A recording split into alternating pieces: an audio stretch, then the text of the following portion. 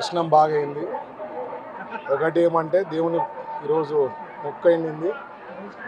Iran war నుంచి ఏం issues లేకుండా హ్యాపీగా ఉండాలనేదే మన రాష్ట్రం, మన దేశం బాగుండాలనేదే కోరుకున్నా. ఎందుకంటే చాలా ఇష్యూస్ ఉన్నాయి. ఇరాన్ వార్ నుంచి చాలా దేశాలు చాలా ఇష్యూస్లో పడినాయి.